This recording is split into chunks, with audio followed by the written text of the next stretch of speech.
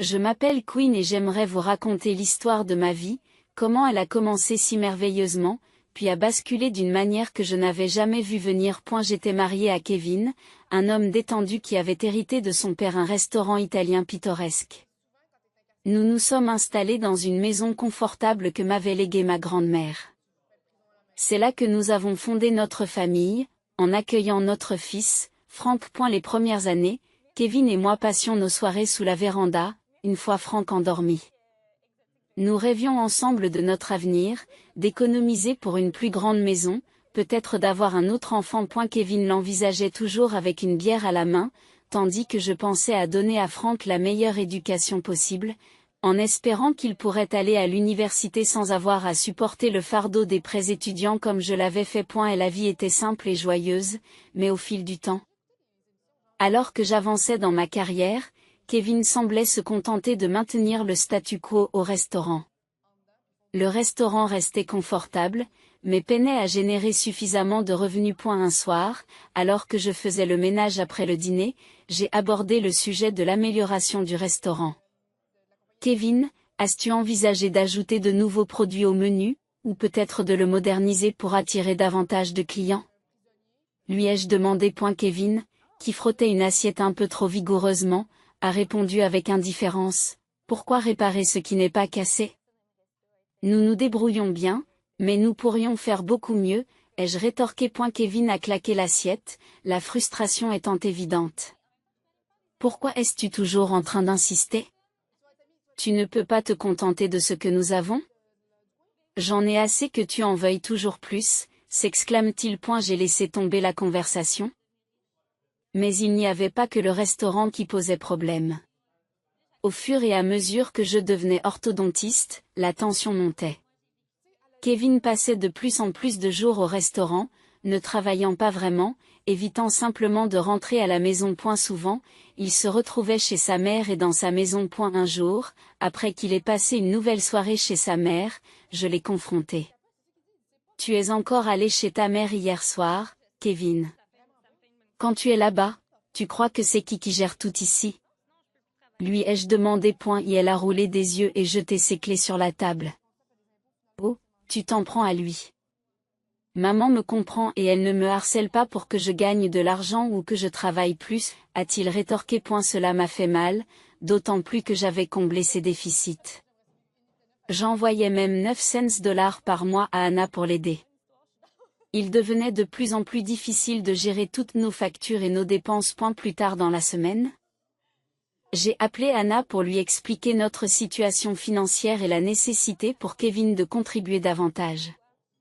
Anna, je fais ce que je peux, mais Kevin doit s'impliquer davantage. J'ai expliqué que nous avions des difficultés. Au lieu de faire preuve de compréhension, Anna s'est mise sur la défensive. Queen, tu es sa femme. C'est ton rôle de le soutenir, pas de le pousser à bout. Tu veux toujours que mon fils change. Tu ne vois pas le problème, accuse-t-elle. La colère monte en moi. Je le soutiens, Anna, plus que tu ne le crois. Je t'envoie même de l'argent tous les mois. Comment peux-tu dire que c'est moi le problème? Tu me traites de chercheuse d'or? C'est moi qui compte chaque centime pour nous maintenir à flot. J'ai répondu. Ces mots m'ont piqué avant qu'elle ne raccroche brusquement. À la tombée de la nuit, j'ai repensé à notre conversation, me sentant à la fois frustrée et attristée par la tournure qu'avaient prise nos vies. J'ai regardé Kevin s'affaler sur le canapé, une bière à la main, absorbé par son téléphone. Pendant ce temps, je bordais Frank dans son lit, la conversation de la journée avec sa mère pesant lourdement sur mes épaules. Et la vie à la maison était devenue de plus en plus difficile depuis que le restaurant de Kevin avait connu des temps difficiles. Il avait été contraint de licencier ses employés les uns après les autres, jusqu'à ce qu'il ne reste plus que lui, seul, à faire des pizzas dans un quartier tranquille de la ville. Malgré cela, l'activité s'est réduite à un point tel qu'il n'était plus en mesure d'assurer la survie de l'établissement. Le jour où il a fermé le restaurant pour de bon, il est rentré chez lui l'air complètement abattu, mais avec une lueur de défi dans les yeux. C'est la fin. Ce n'est qu'un contretemps? A-t-il dit en essayant de garder son calme alors qu'il raccrochait son tablier pour la dernière fois. Je me suis assise à la table de la cuisine. Les factures sont éparpillées comme des cartes de mauvais augure. Un contretemps, Kevin? Le restaurant est fermé. Nous avons besoin d'une nouvelle source de revenus, et nous en avons besoin maintenant, ai-je répondu. Sa fierté en a pris un coup et il s'est hérissé. J'y trouverai bien quelque chose, mais je n'accepterai pas n'importe quel travail. J'ai mes critères. J'ai été chef d'entreprise, Qu'est-ce que ça veut dire maintenant, Kevin? Nous avons besoin d'argent. Pas d'énormes, ai-je répliqué, ma frustration débordant. Il s'est contenté de secouer la tête, marmonnant qu'il ne voulait pas devenir un employé de bureau. J'ai un diplôme, Queen. Je vise un poste de direction. Rien de moins, a-t-il déclaré. J'ai été stupéfait par son audace. Votre entreprise vient de s'effondrer et vous pensez pouvoir décrocher un poste de direction comme ça? Je me suis emporté, incapable de masquer l'irritation dans ma voix. Il n'a pas répondu, s'est contenté de partir en trombe, probablement en direction de chez sa mère. C'est ainsi que les choses se passaient maintenant. Dès que la situation devenait difficile, Kevin disparaissait. Le week-end n'apporta aucun soulagement. Seule sa mère, Anna, a fait irruption avec ses exigences. Elle est arrivée juste au moment où je préparais le déjeuner, son timing étant aussi parfait que son audace. Queen, tu dois parler à tes patrons. Trouver à Kevin un bon poste dans votre entreprise. Il le mérite, a-t-elle insisté, comme si c'était la solution la plus simple. J'ai laissé échapper un petit rire brutal. Anna? Ce n'est pas comme ça que ça marche. J'ai commencé au bas de l'échelle et j'ai gravi les échelons. Il ne distribue pas les meilleurs postes parce que je les ai demandés. Elle plissa les yeux, ses lèvres s'amincirent. Tu ne veux pas qu'il réussisse, tu as peur qu'il te fasse de l'ombre, hein? J'ai expliqué calmement, malgré la tension qui montait. Sérieusement, Anna, Kevin n'arrivera jamais à un poste de direction sans aucune expérience. Ce n'est pas une question de peur. C'est une question de réalité. Le déjeuner s'est poursuivi dans une atmosphère glaciale. Kevin est resté silencieux, ruminant probablement son ego meurtri et les paroles de sa mère. Les journées de Kevin se sont transformées en un flou d'inertie, se prélassant avec sa bière et son téléphone pendant que je gérais le travail, les tâches ménagères et que je m'occupais de notre fils, Franck. Chaque soir, je rentrais chez moi dans une maison chaotique et pas de dîner en vue. Kevin, pourrais-tu au moins commencer le dîner? Je suis à bout de souffle, disais-je en déposant mes sacs et en enlevant mes chaussures. Elle grogne, les yeux rivés sur son téléphone.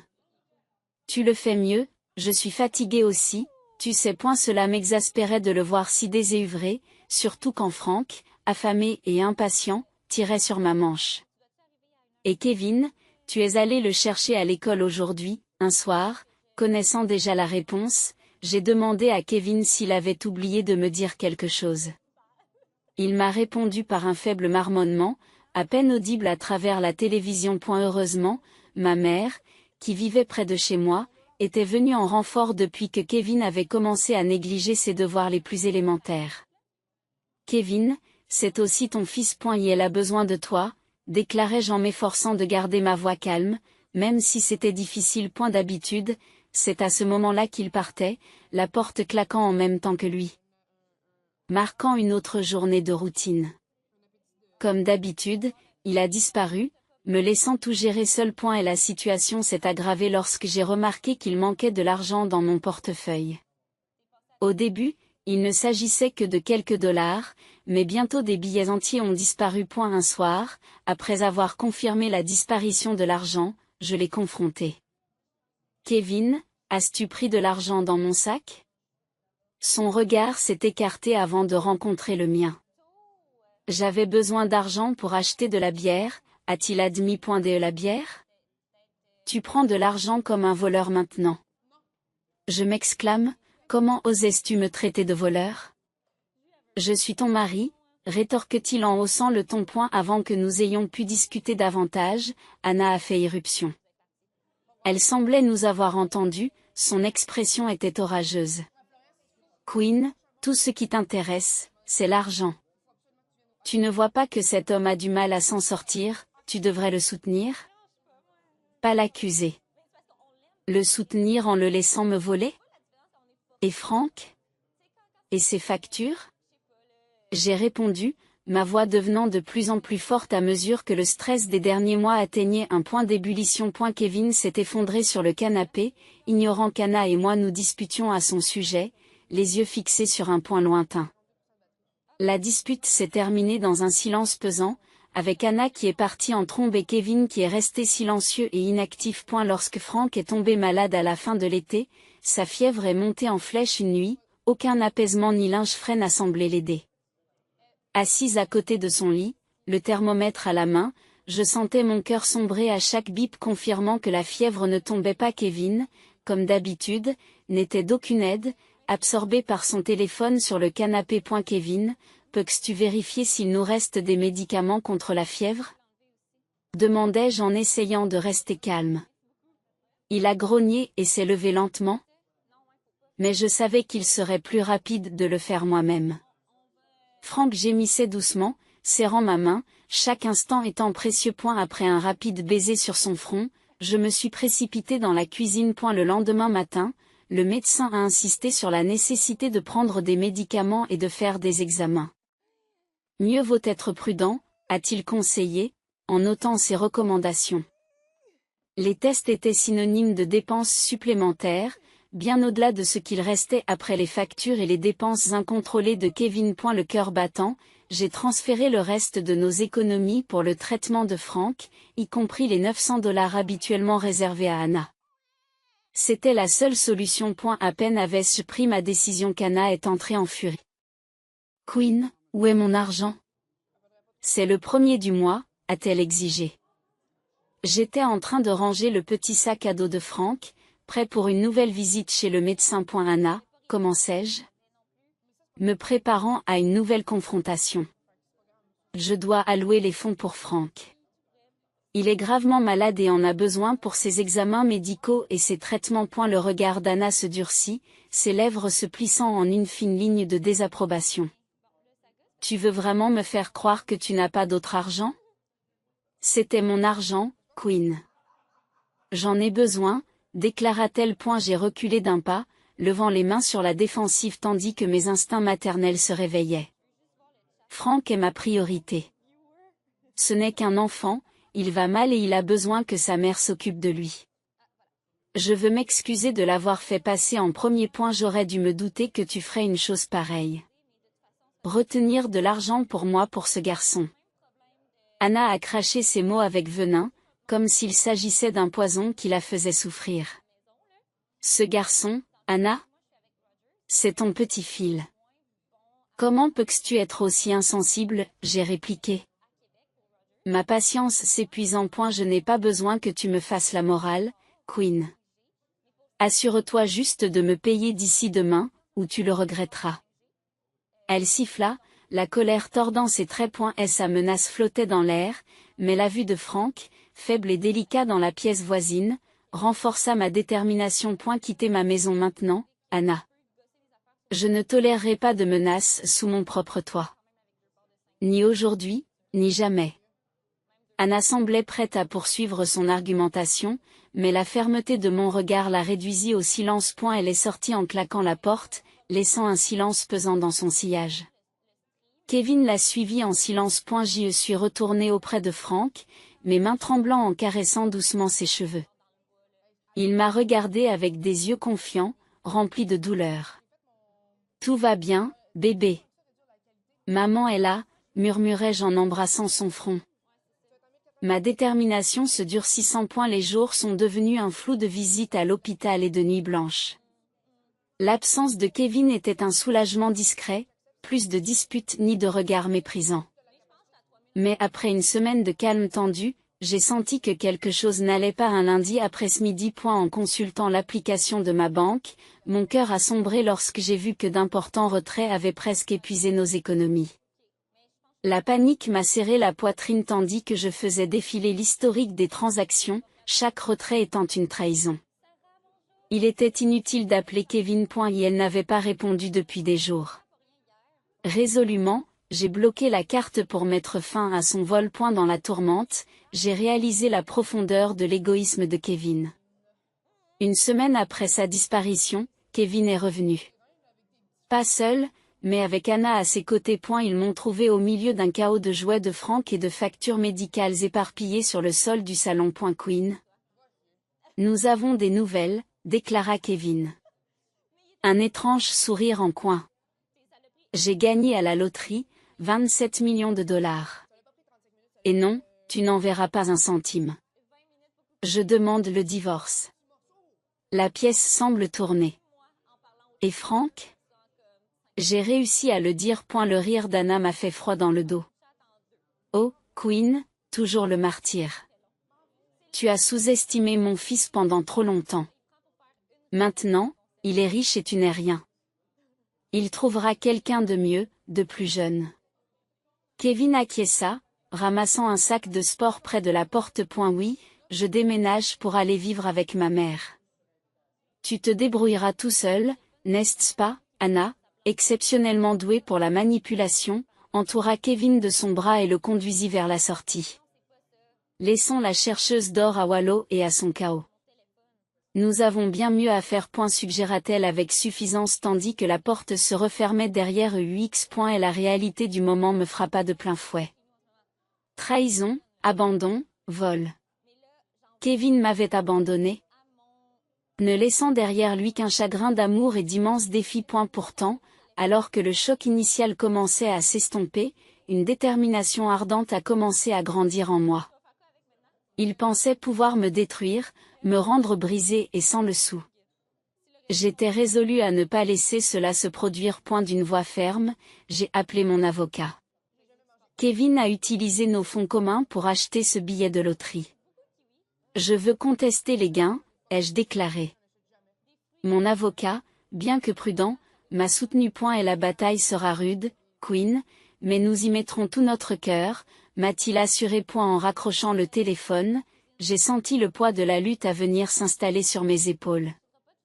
Pourtant, une force nouvelle m'habitait, tempérée par cette trahison. Pour moi, pour notre fils Frank, j'étais prête à me battre, pas seulement pour survivre cette fois, mais pour la justice. À l'approche de l'audience, mon avocat, Maître Adam, et moi-même avons été plongés dans un tourbillon de préparation. Nous avons méticuleusement compilé tous les éléments de preuve, les relevés bancaires, les documents financiers, tout ce qui démontrait que j'avais soutenu financièrement notre foyer alors que Kevin n'y avait rien contribué.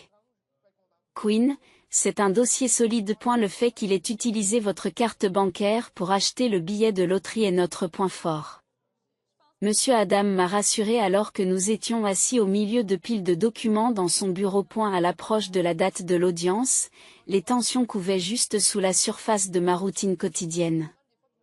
Puis, 4 jours avant l'audience, Kevin et Anna ont fait une apparition inattendue. J'étais dans la cuisine, Frank jouant à mes pieds, lorsque j'ai entendu la portière de la voiture claquer.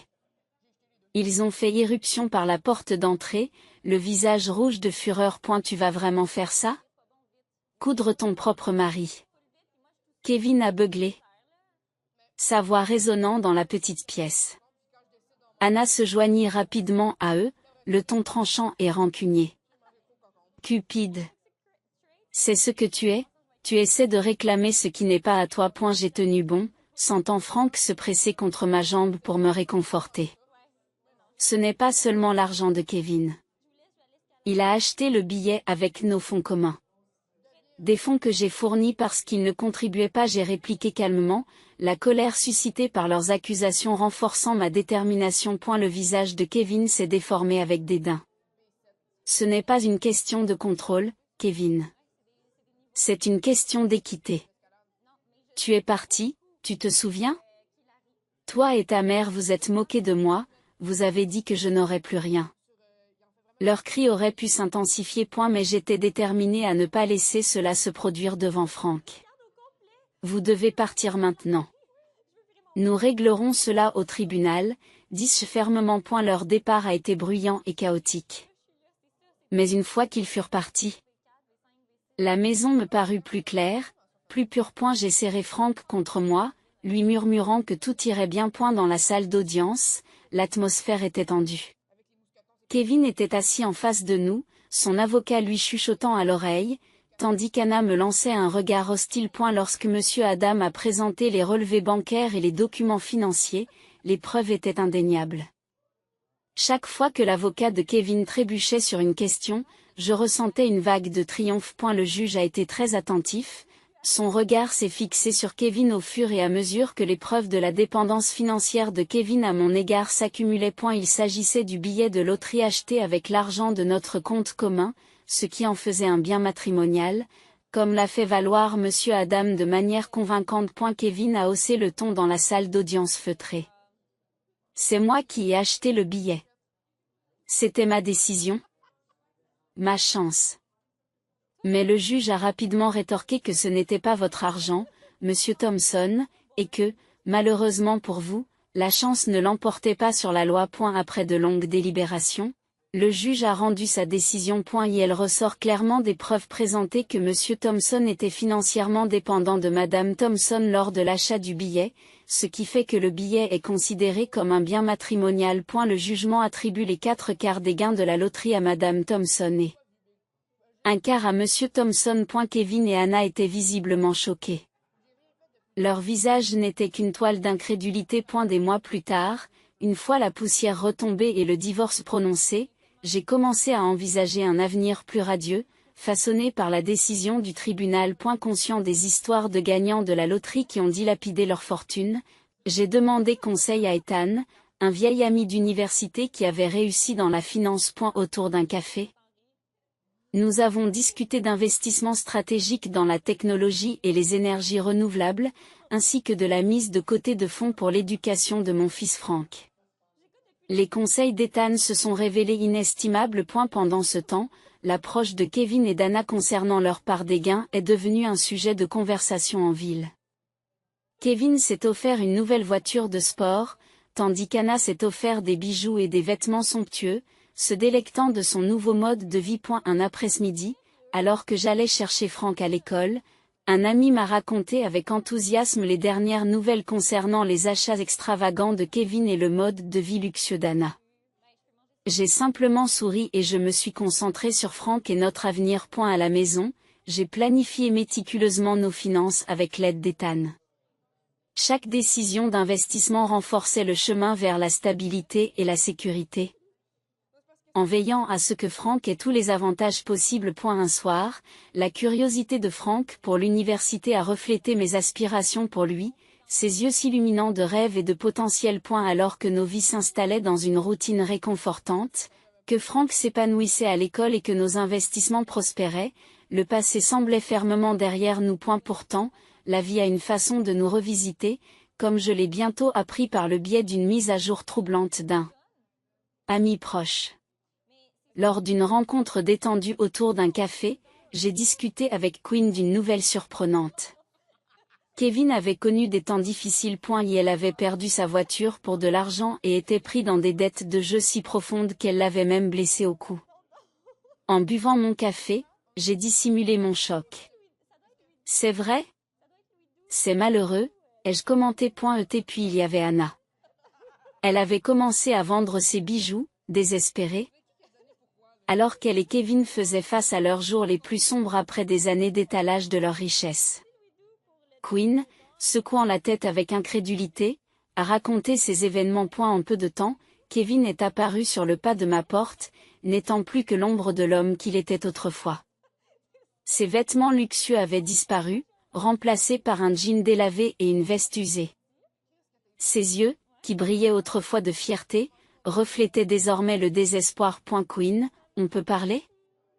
Sa voix était rauque, comme s'il avait répété son plaidoyer un nombre incalculable de fois. J'ai hésité, mais je me suis écarté pour le laisser entrer dans la maison.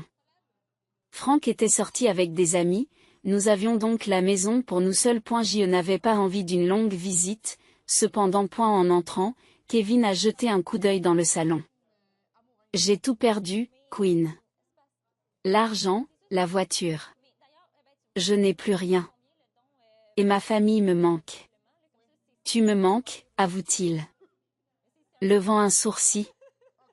Je réponds avec scepticisme. L'argent te manque, c'est ça qui te manque. Non, c'est plus que ça. J'ai beaucoup réfléchi ces derniers temps. J'espérais que, peut-être, nous pourrions repartir à zéro. Ses yeux plaidaient pour une seconde chance, mais tout ce que je pouvais me rappeler, c'était les années de tromperie et de négligence. Je me suis moqué, plus par incrédulité que par humour. Recommencer à zéro? Après tout ce que tu nous as fait subir, tu pars, tu m'accuses d'être matérialiste, tu dilapides ta fortune, et maintenant tu veux revenir comme si rien ne s'était passé? Il évite mon regard, son malaise est évident.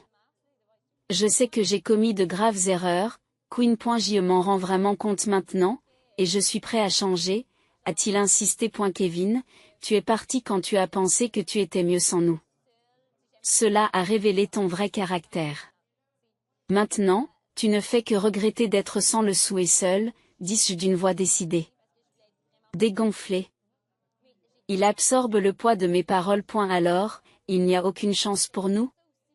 Demanda-t-il doucement. Kevin, je t'ai pardonné il y a longtemps pour ma propre tranquillité, pas pour que tu reviennes dans nos vies quand tu auras touché le fond. Franck et moi sommes épanouis, et j'ai l'intention de continuer ainsi, affirmai-je. Le cœur lourd, il est parti, les épaules affaissées. En le regardant s'éloigner, j'ai senti un chapitre de ma vie se refermer définitivement. Plus tard, lorsque je suis allé chercher Franck, son rire a rempli la voiture, affirmant la véritable richesse de nos vies. Aucun gain à la loterie ne pourra jamais égaler l'amour et la joie authentique et inestimable que nous avons partagés. Notre chemin n'avait pas été facile, mais il était unique et débordait d'une affection irremplaçable et authentique.